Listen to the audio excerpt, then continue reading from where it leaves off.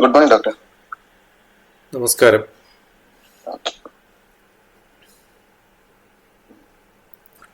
പറയൂ. ഞാന് പറഞ്ഞ പോലെ +2 കഴിഞ്ഞു, ഒരു വർഷം റിപ്പീറ്റിന് പോയി. ഓക്കെ. ഇപ്പം മെയിൻസ് എഴുതി. മെയിൻസിൽ NIT ആ ലെവലിലുള്ള മാർക്കൊന്നും ഇല്ല. പിന്നെ മെയിൻസ് വഴി JMI കൗൺസിലിംഗിന് വെച്ചിട്ടുണ്ട് ഡൽഹിയില്. ഓക്കെ. പിന്നെ കുസാറ്റിന്റെ റിസൾട്ട് വന്നു. അതിലും അത്യാവശ്യം ഈസി കിട്ടാനുള്ള റാങ്ക് ഉണ്ട്. കീമിന്റെ റിസൾട്ട് ഇതുവരെയായിട്ട് വന്നിട്ടില്ല. അതും കൂടെ വന്നിട്ട് അതും കൂടെ ഒന്ന് നോക്കണം. എല്ലാത്തിലും ഈസി ആണ് മെയിൻ ആയിട്ട് പ്രയോറിറ്റി വെച്ചേക്കണം. ഓക്കെ. ഇപ്പം ഈ പറഞ്ഞ ഓർഡറിൽ ഏതിനാണ് ഞാൻ കൂടുതൽ പ്രയോറിറ്റി കൊടുക്കേണ്ടത് എന്ന് വെച്ചാല് ഏതൊക്കെയാ? ഈസി ആണ് തീരുമാനം. ഈ JMI കോർ ഈസി അല്ല, ECE VLSI സ്പെഷ്യലൈസേഷൻ ഉണ്ട്. ഓക്കെ. അത് നല്ലതാണോ അതെയോ അതിൽ വല്ല ഫോൾട്ട് എങ്ങാനും ഉണ്ടോ? VLSI എന്ന് പറഞ്ഞാൽ എന്താന്ന് മനസ്സിലാക്കിയോ? Very large scale integration. അതെ, അത് എവിടെ അപ്ലൈ ചെയ്യാം, എന്തിനാ ഉപയോഗിക്കാന്ന് നമ്മൾ ഓട്ടോമേറ്റ് ചെയ്യാൻ വേണ്ടി കോഡിംഗ് ഒക്കെ ഇൻബിൽഡ് ആയിട്ട് കൊടുക്കുന്ന പരിപാടി. അതെ, എന്ന് വെച്ചാൽ എല്ലായ്പ്പോഴും ഡാറ്റ ഒരേപോലെ ആണെങ്കിൽ, നമ്മൾ പ്രോസസ് ഒരേപോലെ ആണെങ്കിൽ, റിപ്പീറ്റഡ് പ്രോസസ്സിംഗ് ആണ് ആവശ്യമെങ്കിൽ അത് ഹാർഡ്വെയറിൽ തന്നെ കോഡ് ചെയ്യാം. അപ്പോൾ അതുകൊണ്ട് പണ്ട് കാലത്ത് ഇതിന് വളരെ പ്രാധാന്യം ഉണ്ടായിരുന്നു.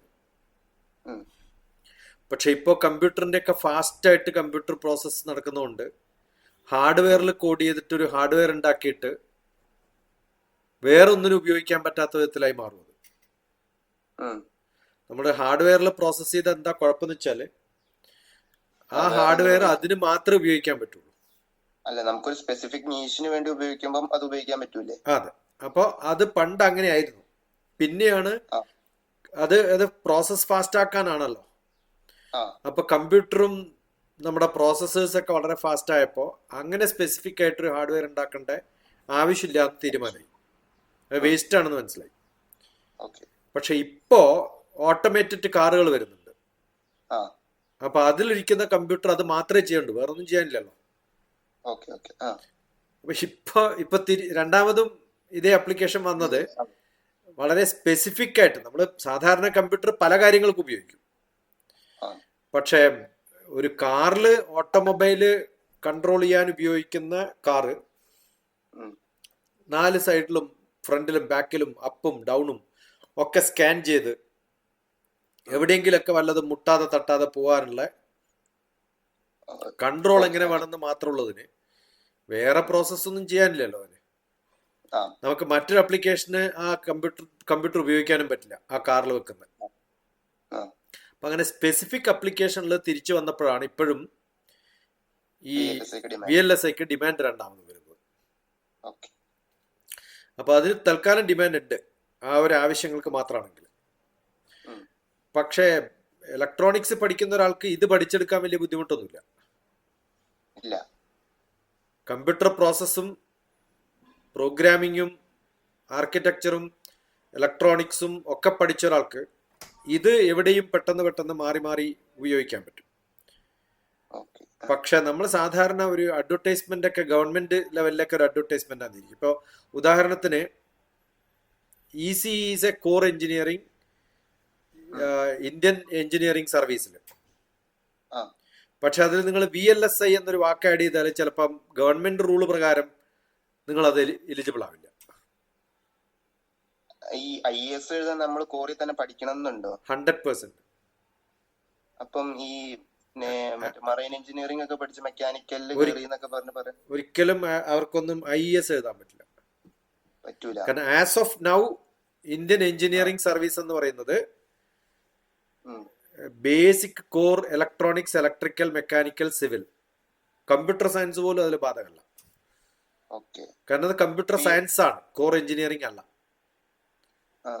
ഇപ്പൊ നമ്മള് ഇസ്രോയിൽ അഡ്വർടൈസ് ചെയ്യുമ്പോ നിങ്ങളുടെ VLSIക്കാരെ ചിലപ്പോൾ എടുത്തില്ല എന്ന് വരും. കാരണം നിങ്ങൾ സ്പെഷ്യലൈസ് ചെയ്തിട്ടുള്ളത് ഓട്ടോമൊബൈലിലെ VLSI ആന്ന് വിചാരിക്കും. ഇസ്രോയില് നിങ്ങൾ ഓട്ടോമൊബൈൽ VLSIനെ കൊണ്ടൊരു കാര്യമൊന്നുമില്ലല്ലോ നമുക്ക്. അപ്പൊ നമ്മൾ എന്തിനാ നിങ്ങൾ എടുക്കണേ? You are already A specialist. അപ്പോൾ സ്പെഷ്യലൈസ് ചെയ്യുന്നത് ഡിസ്ക്വാളിഫിക്കേഷൻ ആണ്, ജനറിക് ആയിട്ടുള്ള റിക്വയർമെന്റ്സ് വെച്ചിട്ട് അഡ്വർടൈസ് ചെയ്യുമ്പോൾ.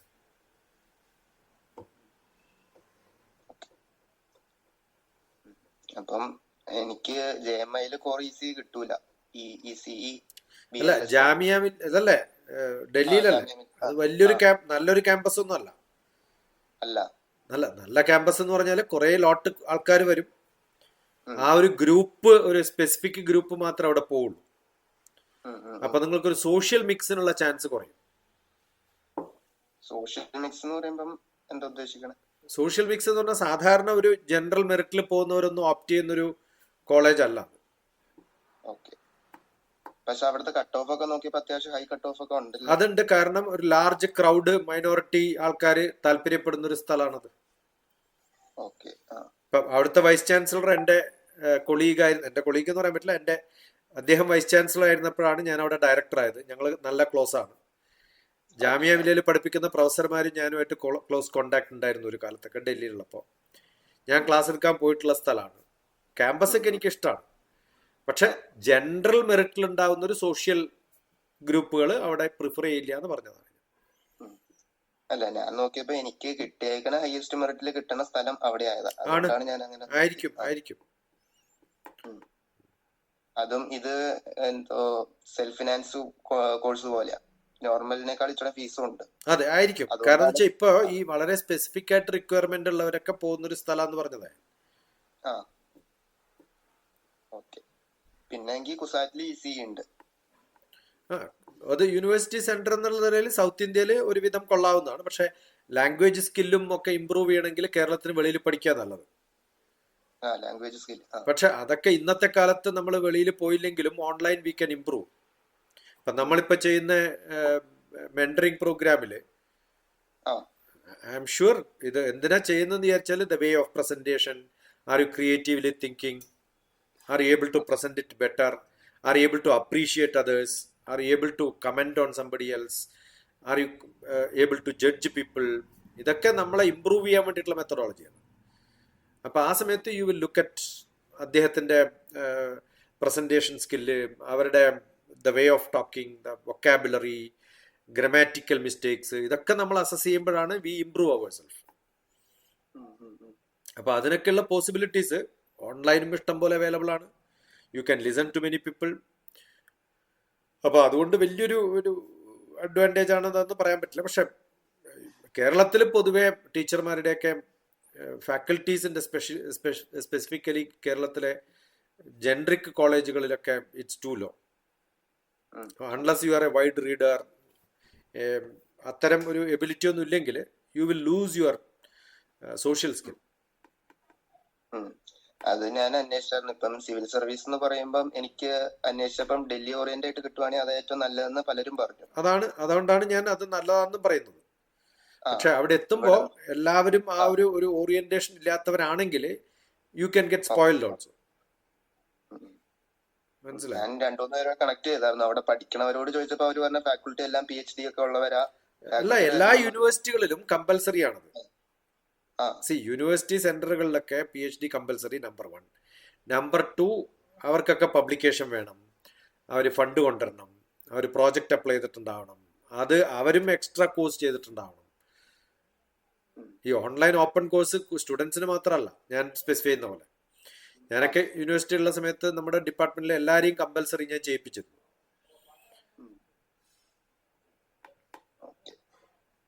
പിന്നെ ഈ ഇലക്ടീവ്സ് എന്ന് പറഞ്ഞാൽ എന്താ? ഇപ്പൊ ജാമിയ മില്ലയില് ECE കിട്ടി, കൊച്ചിനും ECE കിട്ടി, I would have suggested you to go to Jamia Millia. മനസ്സിലായോ? അപ്പം ഇപ്പൊ ഡോക്ടർ എന്താ സജസ്റ്റ് ചെയ്യണേ? അല്ല, അത് ആ ഒരു VLSI സ്പെഷ്യലൈസേഷൻ വന്നതുകൊണ്ടാണ് I had A doubt. Okay.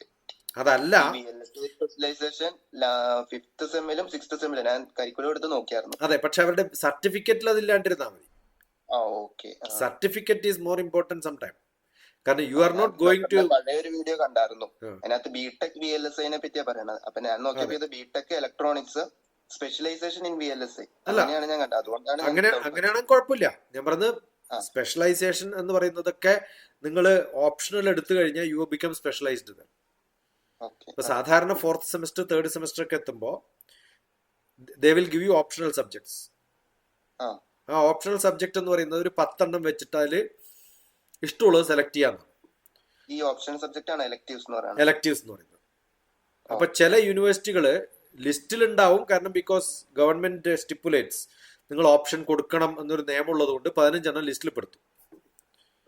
പക്ഷെ അവിടെ ഫാക്കൽറ്റി ഉണ്ടായാലേ കൊടുക്കാൻ പറ്റുള്ളൂ. ഇപ്പൊ എനിക്കറിയാത്തൊരു സബ്ജക്ട് ഞാനിങ്ങനെ പഠിപ്പിക്കാം. അപ്പൊ അതില്ല എന്നുള്ളത് കൊണ്ട് ചില യൂണിവേഴ്സിറ്റികളൊക്കെ അഡ്വർടൈസ് ചെയ്യുമ്പോൾ നമുക്കുണ്ട് എന്ന് കാണിക്കാൻ വേണ്ടിയിട്ട് VLSI സ്പെഷ്യലൈസേഷൻ നമ്മൾ കൊടുക്കും എന്ന് പറഞ്ഞാൽ കറക്റ്റ്. കാരണം അവര് പണ്ട് കാലത്ത് VLSI പഠിച്ചിട്ടുണ്ടാവും എംടെക്കില്. അത് ടോട്ടലി യൂസ്ലെസ് ആയിരുന്നു ഇൻഡസ്ട്രിയില്. അവരൊക്കെ ഫാക്കൽറ്റി ആയി.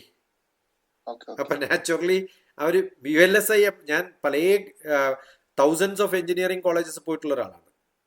അവിടെയൊക്കെ എംടെക് ബ്രാക്കറ്റ് VLSI എഴുതി വെച്ചിട്ടുണ്ടായിരുന്നു. കാരണം അത് ഹൈലി ഡിമാൻഡിങ് ആയിരുന്നു. അപ്പൊ ഇപ്പൊ അവിടെ എത്ര കുട്ടികളുണ്ടെന്ന് ചോദിച്ചാൽ 0 എന്നാണ് പലപ്പോഴും ഞാൻ കണ്ടിട്ടുള്ളത്. കാരണം ആ കാലത്ത് ആരും പിന്നെ അത് ചേരാണ്ടായി. അപ്പൊ ആദ്യകാലം പഠിച്ചവരൊക്കെ എന്ത് ചെയ്യും? They can only become teachers. ഇൻഡസ്ട്രിയിൽ ഇല്ലെങ്കിൽ പിന്നെ അവരെന്ത് ചെയ്യും? VLSI എംടെക് വെച്ചിട്ട്. എംടെക് പോകുന്നതേ ഫാക്കൽറ്റി ആവാനാണ്. ഇൻഡസ്ട്രിക്കൊന്നും പിന്നെ VLSIക്കാരെ പിന്നെ എംടെക് പഠിച്ചവരൊന്നും ആവശ്യമില്ല. ഇൻഡസ്ട്രിയിൽ നിങ്ങൾ ബേസിക് ഇലക്ട്രോണിക്സ് BTech ഉണ്ടെങ്കിൽ that is good enough to work in an industry. ആ നോളജ് ഒക്കെ നിങ്ങൾക്ക് എന്തായാലും ഉണ്ടാവും. ഞാൻ NVIDIA അങ്ങനത്തെ ചിപ്പ് മാനുഫാക്ചറിംഗ് കമ്പനികളൊക്കെ ഉണ്ടല്ലോ, അവരൊന്നും നോർമൽ BTech മതി. BTech is more preferable in industry than MTech. ആ BTechഉം ECയിലുള്ള BTechകാർക്കാണ് പ്രയോറിറ്റി. അത് മിക്കവാറും കോർ ഹാർഡ്വെയർ പ്രോഗ്രാമിങ്ങിനാണെങ്കിൽ ഇലക്ട്രോണിക്സിന്റെ കാര്യമാണ് നമ്മൾ പ്രിഫർ ചെയ്യുക. ഞാൻ ഇങ്ങനെ ചിപ്പ് മാനുഫാക്ചറിംഗ് അങ്ങനെയൊക്കെ ഉള്ളതായിരുന്നു എന്റെ എയിം. അങ്ങനെയാണെങ്കിൽ yes, electronics basic is good enough. കാരണം ഈ ചിപ്പ് കമ്പനിക്ക് ഒരു പ്രോജക്റ്റ് കിട്ടുന്നത് ഓട്ടോമൊബൈൽ നിന്നാവും. അടുത്ത പ്രോജക്റ്റ് കിട്ടുന്നത് വേറെ എന്തെങ്കിലും ആണെങ്കിൽ നിങ്ങൾ ഞാൻ ഈ VLSI കാരനാണ്, ഞാൻ വേറെ ഒന്നും ചെയ്യില്ല എന്ന് പറഞ്ഞാലോ. ഇപ്പൊ ജനറൽ പഠിപ്പിക്കൂല അല്ലെ? എല്ലാം പഠിപ്പിക്കും. അതല്ല മറ്റേ ഇതില് ഇപ്പൊ ഞാൻ പറഞ്ഞ JMIയുടെ കോഴ്സില് ഞാൻ നോക്കിയപ്പോ എല്ലാം കമ്മ്യൂണിക്കേഷൻ ഒഴിവാക്കുമ്പോഴാണ് then how can you be called as ECE എന്നാണ് ക്വസ്റ്റ്യൻ. കമ്മ്യൂണിക്കേഷൻ അവരുടെ ഈ അഡ്വർടൈസ്മെന്റിലൊന്നും ഇല്ല. Electronics VLSI. അതാണ് കുഴപ്പം. ഈ കമ്മ്യൂണിക്കേഷൻ ഇല്ലാത്ത ഒരാൾക്ക് വലിയ ബുദ്ധിമുട്ടാവും. കാരണം today nothing works in the computer without communication.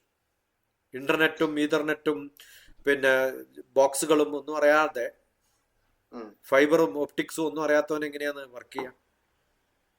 അതൊന്നും ഈ VLSIയിൽ പഠിപ്പിക്കൂല. ഇപ്പൊ പറഞ്ഞ കോഴ്സിൽ പഠിപ്പിക്കില്ല. കാരണം അത് പ്രോഗ്രാമിംഗ്, കോർ പ്രോഗ്രാമിംഗ് മാത്രമേ ചെയ്യുള്ളൂ. അപ്പൊ നമ്മൾ അതിന്റെ ഇപ്പം ഡോക്ടർ പറഞ്ഞ മോക്ക് പ്രോഗ്രാംസ് അതിനെ പറ്റിയുള്ളത് തിയററ്റിക്കൽ അല്ലേ? അത് നമ്മൾ അല്ലാണ്ട് പഠിച്ചാൽ മതിയാവോ? അത് ഈ മിക്കവാറും സംഭവങ്ങള് നമുക്ക് തിയററ്റിക്കലി പഠിച്ചാൽ മതി. കാരണം ഒരുവിധം ഇലക്ട്രോണിക്സ് പഠിച്ച ഒരാൾക്ക് ബാക്കിയൊക്കെ മാനേജ് ചെയ്യാൻ പറ്റും. ഈ ചിപ്പ് ഡിസൈനിങ് ഒക്കെ തിയററ്റിക്കൽ അല്ലല്ലോ, അത് ഫുള്ള് പ്രാക്ടിക്കൽ. അത് പ്രാക്ടിക്കലാണ്. അപ്പൊ അപ്പം ഇതുപോലുള്ള സ്ഥാപനങ്ങളിൽ പോകണായിരിക്കല്ലേ നല്ലത്? അതെ, അതാ ഞാൻ പറയുന്നത്.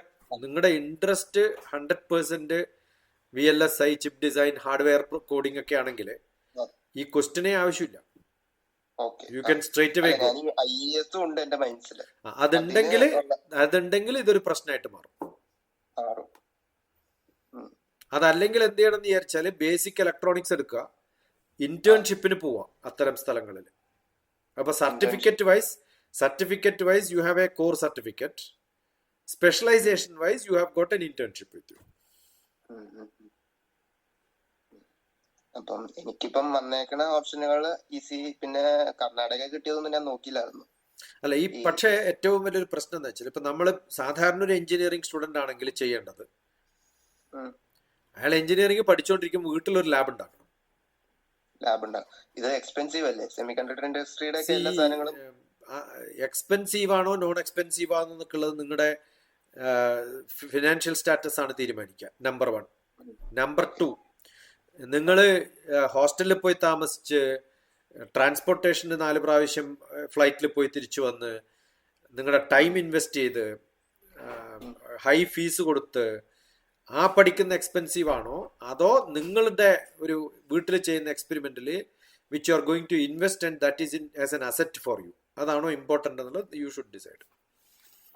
കാരണം ബിടെക് എന്ന് പറയുന്ന ഒരു പ്രൊഫഷണൽ കോഴ്സാണ്. 4 വർഷം ബിടെക് കഴിഞ്ഞ് വരുമ്പോഴത്തേക്കും അയാൾക്ക് സ്വന്തമായിട്ട് വീട്ടിലൊരു ഇൻഡസ്ട്രി തുടങ്ങാൻ പറ്റുകയാണെന്ന് വിചാരിക്കും.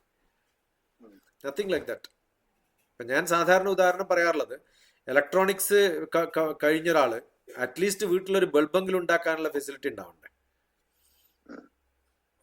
U understood? Okay okay. അപ്പം ഈ IES-ഉം IAS-ഉം തമ്മിലുള്ള ഒരു ബേസിക് ഡിഫറൻസ് ആ പേപ്പർ മാത്രം മാറുന്നതുള്ളൂ? പേപ്പർ മാറും, പിന്നെ നിങ്ങളുടെ അപ്പോയിന്റ്മെന്റ് ടെക്നിക്കൽ സബ്ജക്റ്റുകളിൽ മാത്രമേ ഉണ്ടാവുള്ളൂ. എന്ന് വെച്ചാൽ you can get into railway, you can get into PWD, you can get into അത്തരം കമ്പനികളിൽ, ഇലക്ട്രോണിക്സ് കോർപ്പറേഷൻ ഓഫ് ഇന്ത്യ. പിന്നെ ഒരു കാര്യമാണ്, ഇപ്പൊ ഞാൻ ഇലക്ട്രോണിക്സ് പഠിച്ചാൽ എനിക്ക് ഇലക്ട്രിക്കലിൽ അപ്ലൈ ചെയ്യാൻ പറ്റൂല, അങ്ങനെയുണ്ടോ?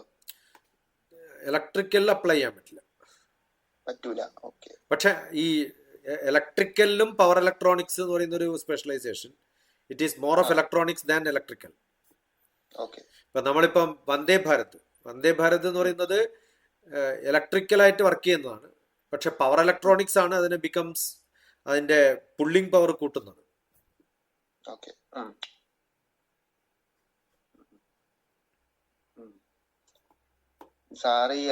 ഡോക്ടർ എറണാകുളത്ത് ഇങ്ങനത്തെ ക്യാമ്പുകളൊന്നും നടത്താറൊന്നുമില്ലേ? ഞാൻ ക്യാമ്പുകളായിട്ട് നടത്തുന്നത് എന്റെ നാട്ടിൽ പണ്ട് നടത്തി തുടങ്ങിയതാണ്. That was on A very specific requirement.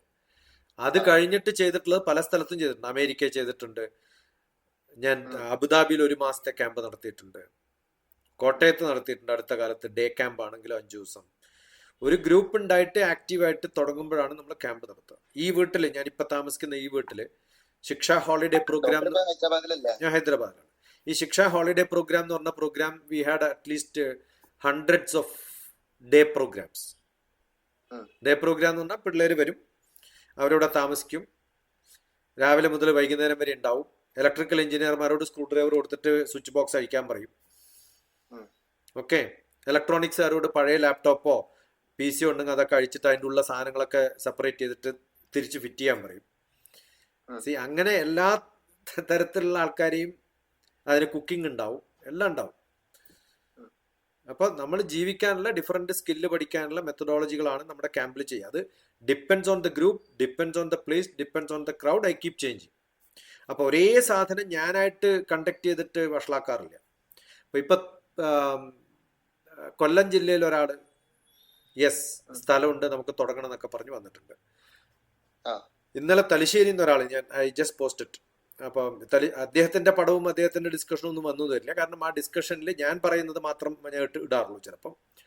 അതുകൊണ്ട് ഇന്നലെ, അത് തലശ്ശേരിയാണ്,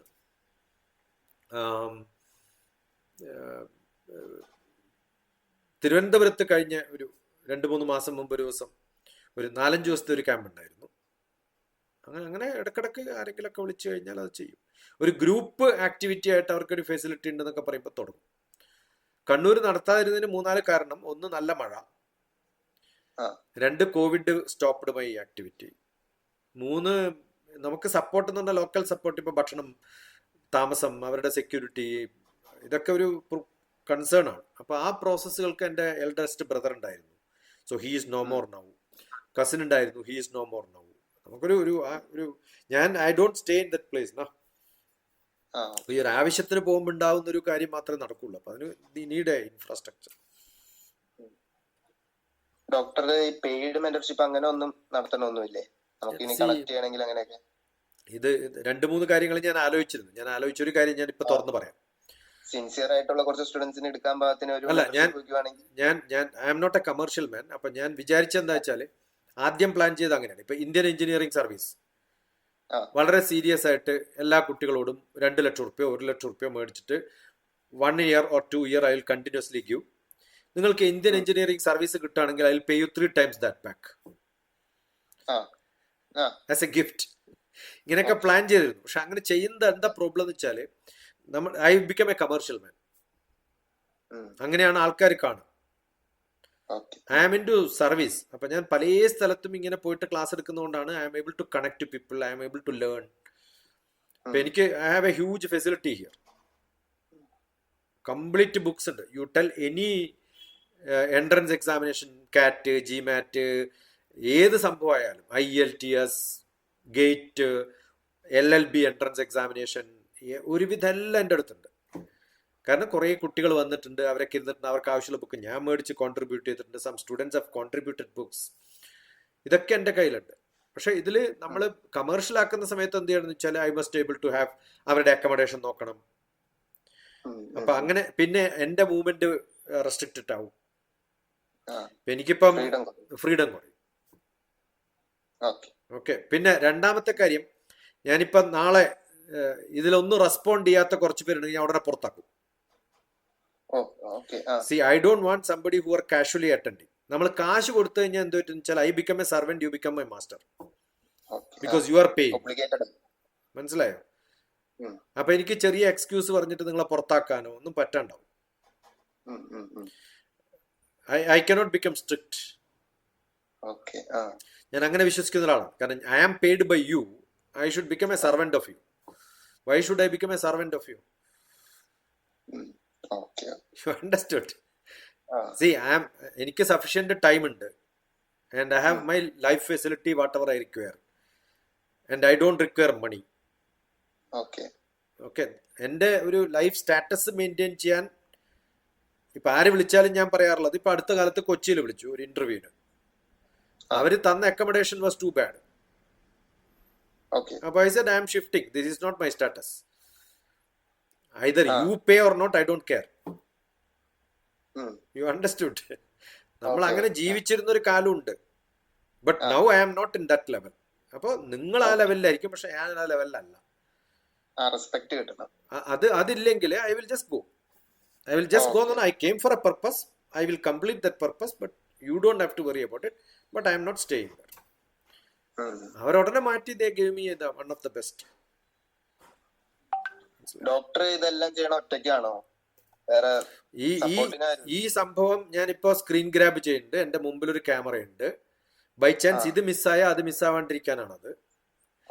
I save this and I finish editing it and then post it today, then only I'll get up from the seat.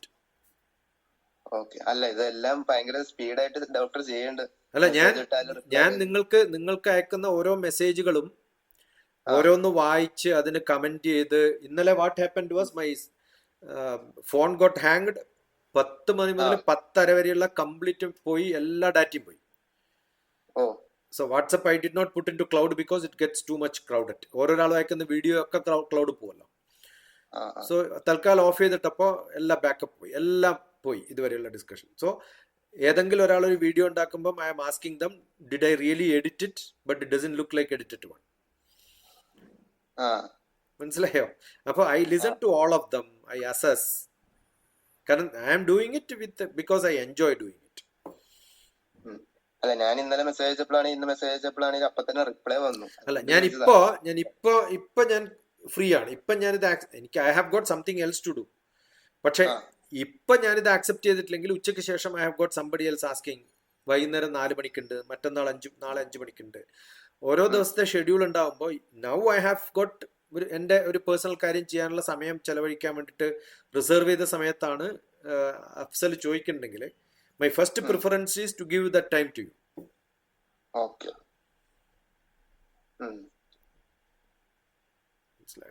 പിന്നെ ഈ UPSC ഇതിനു വേണ്ടി പ്രിപ്പയർ ചെയ്യുവാണെങ്കിൽ ഞാനിപ്പം നിലവിൽ എന്താണ് സ്റ്റാർട്ടിങ് തുടങ്ങേണ്ടത്? First assignment what I give is ഇന്നത്തെ ഹിന്ദു ന്യൂസ് പേപ്പർ എടുക്കുക. ഇന്നത്തെ വേണമെന്നില്ല, ഏതെങ്കിലും ഒരു ന്യൂസ് പേപ്പർ എടുക്കുക. Go to the world page, international world എഡിറ്റോറിയലൊക്കെ. പിന്നെ first news identify which is the international news which has got a relation to Indian context. അതാണ് മിക്കവാറും പേപ്പറിൽ വരിക. പക്ഷെ അതിൽ ടെമ്പററി അല്ല, ഒരു ലോങ് ടേം ഇംപ്ലിക്കേഷനുള്ള ഏതെങ്കിലും ഒരു ന്യൂസ് ഉണ്ടാവും. അത് ജനറലി ബോൾഡായിട്ട് കൊടുക്കും, റൈറ്റ് ടോപ്പിലാണ് കൊടുക്കുക. ഇങ്ങനെ കുറെ നിയമങ്ങളുണ്ട് പത്രത്തിന്. Because I was also part of എഡിറ്റിങ്ങിലൊക്കെ ഭാഗമായിരുന്നു. ഞാൻ ന്യൂസ് എഡിറ്റിങ്ങിലൊക്കെ പഠിച്ചിട്ടുള്ള ആളാണ്. അപ്പൊ അത് ആ ഭാഗത്ത് നോക്കിക്കഴിഞ്ഞാൽ we know this is the main news. ആ ഒരു ന്യൂസ് മാത്രം വായിച്ചിട്ട് ആ ന്യൂസ് എനിക്ക് അയച്ചു തരിക. നിങ്ങൾ അതിനെക്കുറിച്ചുള്ള നിങ്ങളുടെ റിവ്യൂ അതൊന്ന് എഴുതിയിട്ട് അയച്ചു തരും. റിവ്യൂ എന്ന് പറയുമ്പോൾ എങ്ങനെ ടൈപ്പ് ചെയ്ത് അയക്കുകയാണ് വേണ്ടത്? ടൈപ്പ് ചെയ്താലേ എനിക്ക് എഡിറ്റ് ചെയ്യാൻ പറ്റുള്ളൂ. ഓക്കെ.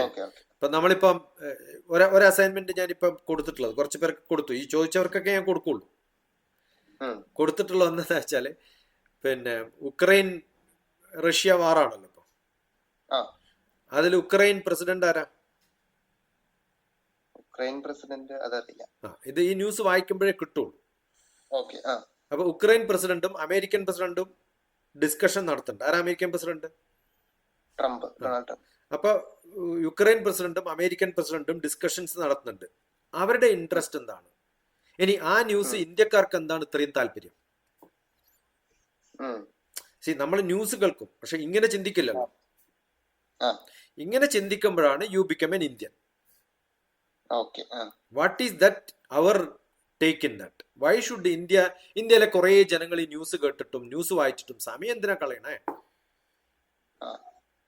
മനസ്സിലാവുന്നുണ്ടോ? What is the consequence of all this? How does it matter to us? What is the bilateral relationship between India and Ukraine, India and Russia, India and America? അപ്പൊ ഇന്ന് 4 role players ഉണ്ട്.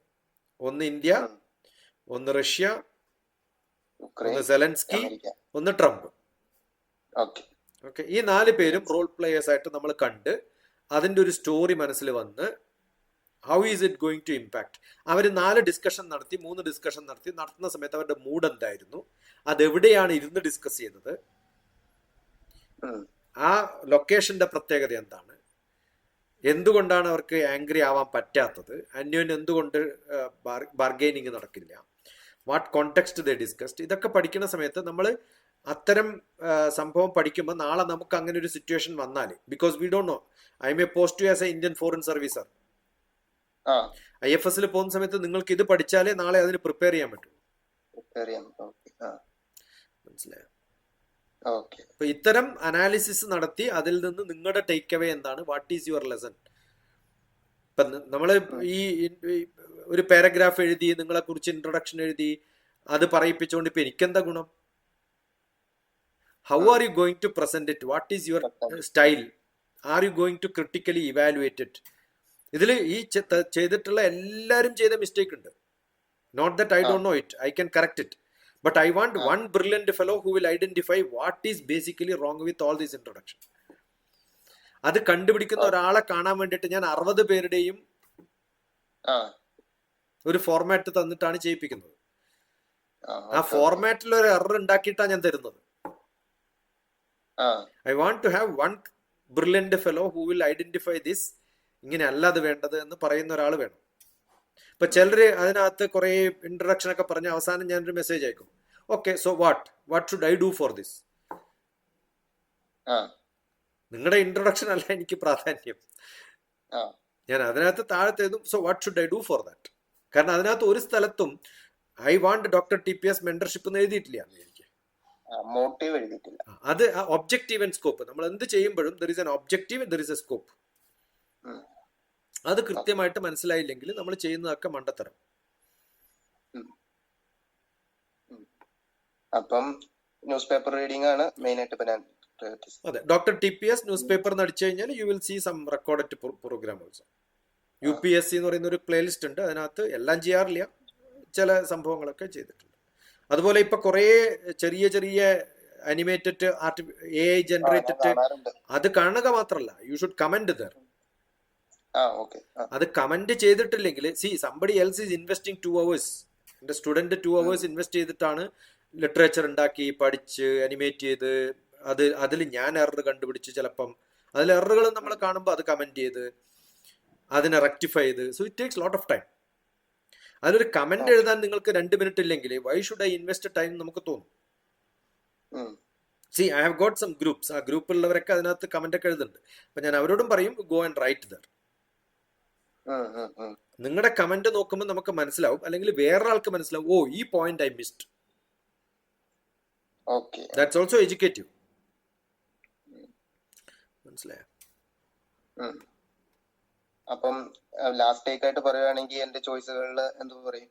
അല്ല, you should keep things open.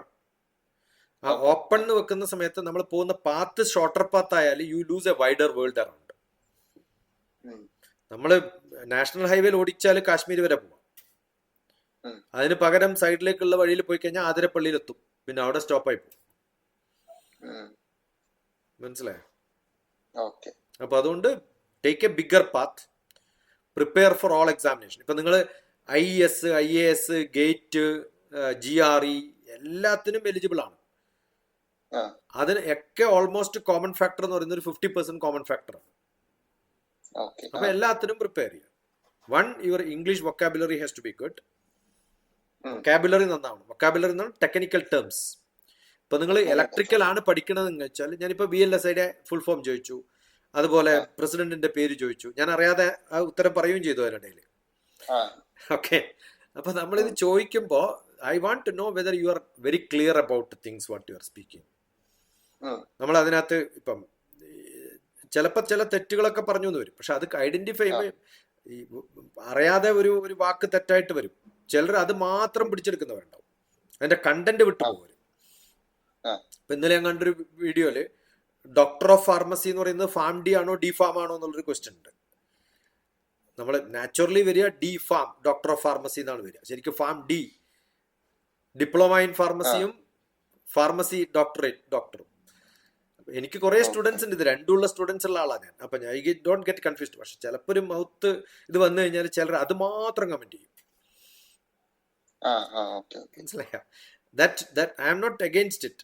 തെറ്റ് കണ്ടുപിടിക്കുന്നതല്ലാണ്. പക്ഷെ ഒരാൾ അത് മാത്രം ചെയ്യുകയും ബാക്കി ഒന്നും അപ്രീഷിയേറ്റ് ചെയ്യാണ്ടിരിക്കുമ്പോൾ your basic character is like, ആ ക്യാരക്ടർ ഇല്ലാണ്ടിരുന്നു കഴിഞ്ഞാൽ യു ക്യാൻ ഗ്രോ ഓൾവേസ്. മനസ്സിലായോ? അത്രേ ഉള്ളൂ. അപ്പം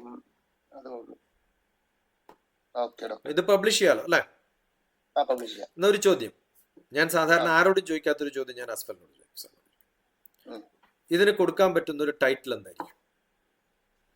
ടൈറ്റിൽ കൊടുക്കുവാണെങ്കിൽ IESന്റെ ഡൗട്ട് ക്ലിയറൻസിനെ പറ്റി ചോദിച്ചു, പിന്നെ ഇലക്ട്രോണിക്സിലെ സ്പെഷ്യലൈസേഷനെ പറ്റി നമ്മൾ ഒത്തിരി പറഞ്ഞു. ബാക്കി നമ്മൾ ന്യൂസ് പേപ്പർ റീഡിംഗ് ഒക്കെ എങ്ങനെ വേണം, പ്രിപ്പറേഷൻ എങ്ങനെ സ്റ്റാർട്ട് ചെയ്യണം എന്ന് പറഞ്ഞു. പിന്നെ അതൊക്കെ തന്നെയാണ് മെയിൻ ആയിട്ടുള്ളത്. ഞാൻ പറയുന്നത് ഇത് ഓരോന്ന് കഴിയുമ്പോഴും I have to think about what title I should give. മനസ്സിലായി? ഇപ്പൊ നമ്മളിപ്പോ അതെ, ആ BTech എഴുതിയാല് it will go to 1,000. IES എഴുതിയാല് 300-ലധികം പോവില്ല.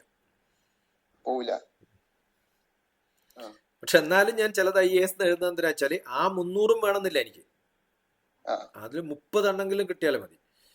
സി, ആ ഒരു I am not looking at a large number of people. I am looking at somebody who is very crucial, very critical. കുറച്ച് ക്വാളിറ്റി നോക്കുന്നവരാണ്. നമുക്ക് ബിരിയാണി എല്ലാവരെയും തീറ്റിക്കാൻ പറ്റില്ലല്ലോ. കുറച്ച് പേർക്ക് സാധാരണ ഭക്ഷണം കൊടുക്കുമ്പോൾ കുറെ കൊടുക്കണം. I should not do that. No, അങ്ങനെ കൊടുക്കുന്ന കുറെ പേരുണ്ടാവും.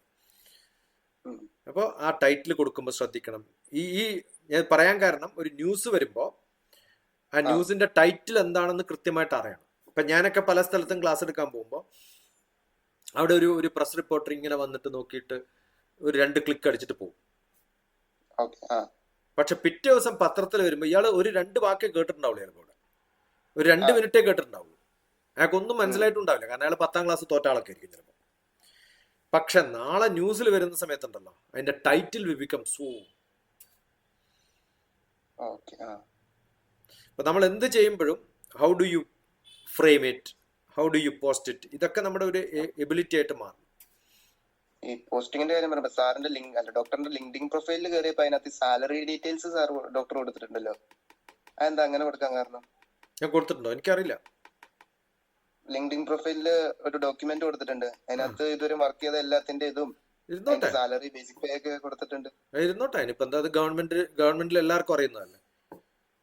അല്ല, പൊതുവെ ആരും സാലറിയും കാര്യങ്ങളൊന്നും അങ്ങനെ പബ്ലിക് ആയിട്ട് പറയൂലാത്തതാണല്ലോ.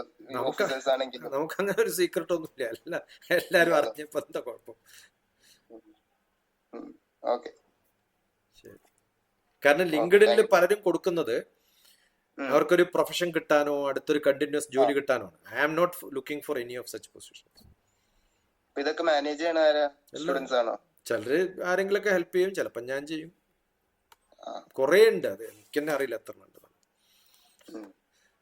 ഓക്കെ, കാരണം ലിങ്ക്ഡിനിൽ I am not looking for job, I am not going to appoint anybody also. LinkedIn വഴി പ്രൊഫഷണൽസിനെ ഹയർ ചെയ്യലൊന്നുമില്ല. ഡോക്ടർ ഹയറിംഗ് ഒക്കെ ഉണ്ടോ? ഇല്ല, ഞാൻ ആരെങ്കിലും റെഫർ ചെയ്യും. ചിലപ്പോൾ ആരെങ്കിലും വളരെ കൃത്യമായിട്ട് നല്ല കുട്ടികളൊക്കെ ഉണ്ട് എന്ന് പറഞ്ഞു കഴിഞ്ഞാൽ ഐ വിൽ ടെൽ. സി, എന്റെ സ്റ്റുഡൻസ് ലോകത്ത് പല ഭാഗത്തുണ്ട്. അല്ലെങ്കിൽ പലരും ഇപ്പം 15 കൊല്ലം 20 കൊല്ലമൊക്കെ കാനഡയിൽ വർക്ക് ചെയ്ത ആളും ഇനി എന്താ ചെയ്യേണ്ടത്, ഐ ഗെറ്റ് ബോർഡ്. അങ്ങനെ കുറേ പേര് നമ്മുടെ അടുത്ത് വരും. അപ്പൊ നമുക്ക് വി നോ, പലരെ അറിയുന്നത് കൊണ്ട് it's always look at this person. ഇപ്പം ഇറ്റലിയിൽ ഒരു പ്രോജക്റ്റ് ഉണ്ട്. Somebody wanted to have an investor of 5 crores or 30 crores. You will become partner there. അപ്പോൾ അത്തരം ഇന്നിപ്പോൾ വൈകുന്നേരം ഒരു ഡിസ്കഷൻ ഉണ്ട്. അതിൻ്റെ ഒരു മൂന്ന് ഡിസ്കഷൻസ് ആയി. We refer to some people saying that no, look at it അത്ര. പിന്നെ ഈ മൂക്കില്ലേ ഓൺലൈൻ കോഴ്സസ്, അത് ഞാൻ നോക്കിയപ്പോൾ എല്ലാം തന്നെ പെയ്ഡ് ആണല്ലോ കാണുന്നത്. ഫ്രീ ചില പെയ്ഡ് അല്ലാത്തത് ഉണ്ടാവും. നല്ല യൂണിവേഴ്സിറ്റികൾ, the highest universities in the world. ഞാൻ MIT ഒക്കെ നോക്കിയപ്പോൾ എല്ലാത്തിലും ഒരു $180 $150. അത് സർട്ടിഫിക്കേഷൻ അവർ ചാർജ് ചെയ്യും. അത് സീരിയസ് ആയിട്ടുള്ളവർ, അല്ലെങ്കിൽ അൺനെസസറി സീരിയസ് അല്ലാത്തവർ കയറിയിട്ട് വെറുതെ രജിസ്റ്റർ ചെയ്തിടുമല്ലോ. അപ്പൊ കുറച്ച് സീരിയസ് ആയിട്ടുള്ളവരെ കിട്ടാൻ വേണ്ടിട്ടാണ്. നമ്മളത് പേയ്മെന്റ് ചെയ്യണോ? അല്ല, $100 and all it's nothing. നമ്മൾ 10 ദിവസത്തെ ഒരു ദിവസത്തെ ഭക്ഷണത്തിന്റെ ചെലവേ ഉണ്ടാവുള്ളൂ അമേരിക്കയിൽ. ഇപ്പൊ $100 എന്ന് പറയുന്നത് അവരെ സംബന്ധിച്ചിടത്തോളം നമ്മുടെ 100 രൂപയുടെ തുല്യല്ലേ. ഇവിടെ 100 രൂപക്ക് എന്താ കിട്ടുക? അതുപോലെ അവർ കരുതുള്ളൂ. Some time it worth. നമ്മളിപ്പോ ഒരു 50 പ്രോഗ്രാം ചെയ്തു എന്ന് വിചാരിക്കും, ഒരു $5,000 ആണ് നമ്മൾ ഇൻവെസ്റ്റ് ചെയ്യുന്നത്. അത് നാളെ 3 കോടിയുടെ ഫെലോഷിപ്പ് കിട്ടും ചിലപ്പോ നിങ്ങൾക്ക്. അല്ല, ഞാനിങ്ങനെ നോക്കി എല്ലാം തന്നെ പെയ്ഡ് 180 360 അങ്ങനെ പല റേഞ്ചിലാണ് ഉണ്ടാവും. അതല്ലാത്തതും ചിലതുണ്ടാവും, ചിലത് ഫ്രീ ഉണ്ടാവും. പിന്നെ നിങ്ങളത് ചെയ്തു എന്ന് പറഞ്ഞ് ഒരു സ്ക്രീൻഷോട്ട് ഒക്കെ എടുത്തിട്ട് കയ്യിൽ വെച്ചിട്ട് അത് ഫ്രെയിം ചെയ്ത് വെച്ചാലും it is as good as a certificate for you. നാളെ MIT യോട് തന്നെ പറയാം. IITM BS ഡിഗ്രി ചേർന്നിട്ടുണ്ട് ഡാറ്റാ സയൻസിന്റെ. ഗുഡ്. ഇപ്പൊ നമ്മള് നാളെ MIT അപ്ലൈ ചെയ്യുമ്പോൾ തന്നെ I have done 10 courses from you because I couldn't pay the money എന്ന് പറഞ്ഞാൽ they will recognize you. Even you can write to them, I did this program, I loved it so much, the professor's class is very good, പക്ഷെ I don't have money to pay, so I am not taking certificate. Just inform them. ചിലപ്പോൾ അവർ ഡും എന്ന് പറഞ്ഞ certificate അങ്ങ് അയച്ചു. It all depends on how do you communicate. Communication important ആണ്. ഇപ്പൊ നിങ്ങളിപ്പം you are able to talk to me, but there are 100 people who wanted to talk to me, I don't even entertain sometimes. അത് depends on what. സംസാരിച്ചപ്പോൾ എന്റെ communication എങ്ങനെയുണ്ട്? നമ്മളിപ്പോ സംസാരിച്ചത് വെച്ച് എന്റെ communication it's good. You see, communication is not the language which you use, not the verb and the vocabulary which you have. Communication is what is that you are looking for. Are you coming to the point? Focused ആണോ അല്ലയോ എന്നുള്ളതാണ് communication. Creative ആണോ എന്നുള്ളതാണ് communication. Are you able to grasp what I am saying is communication. Are you able to appreciate what I am saying is communication. മനസ്സിലായോ? ഇപ്പൊ ഇതുവരെ ആരും ചോദിക്കാത്തൊരു ചോദ്യമാണ് ഇപ്പൊ എന്നോട് ചോദിച്ചത്. ലിങ്ക്ഡിനില് I didn't even know that I have posted it there, to be very frank. അല്ല ഡോക്ടർ, ആ ലിങ്കുകൾ കുറെ അയച്ചു തന്നപ്പോൾ ഓരോ ഇതിലും ഞാൻ കയറി നോക്കിയായിരുന്നു. അത് നോക്കാത്തവരാണ് പലരും. അതുപോലെ ഞാനിത് ഇവാലുവേറ്റ് എന്ന് പറയുന്ന സമയത്ത് 5 ക്വസ്റ്റ്യൻ ചോദിക്കും അതിനകത്ത്. ഇത് വായിച്ചാൽ മനസ്സിലായില്ല, അത് ക്ലിക്ക് ചെയ്യുമ്പോൾ കോണ്ടാക്റ്റിൽ പോകുന്നില്ല, what should I do? See you are contacting me, that contact is my number എന്ന് പറഞ്ഞാൽ പിന്നെയും ചോദിക്കും അതിനകത്ത് 4 ചോദ്യം. See I invest lot of time on this. എന്തിനാ ചെയ്യുന്ന വെച്ചാൽ അവര് see they are not use to this, let them improve. അവർ ഇനിയെങ്കിലും പഠിച്ചോട്ടെ എന്ന് വിചാരിച്ചിട്ട് അവരൊന്ന് ഇംപ്രൂവ് ചെയ്യാൻ വേണ്ടിയിട്ടാണ് നോക്കുന്നത്. അതുണ്ടായാൽ മതി. Then it worth the investing time worth when you take it positive. അത്രേ ഞാൻ പറയാം. ഓക്കെ, ഞാൻ അപ്ഡേറ്റ് ചെയ്യാൻ എന്താ തീരുമാനിച്ചെന്ന് വെച്ചാൽ പറഞ്ഞേക്കാം. Okay, thank you doctor. Thank you.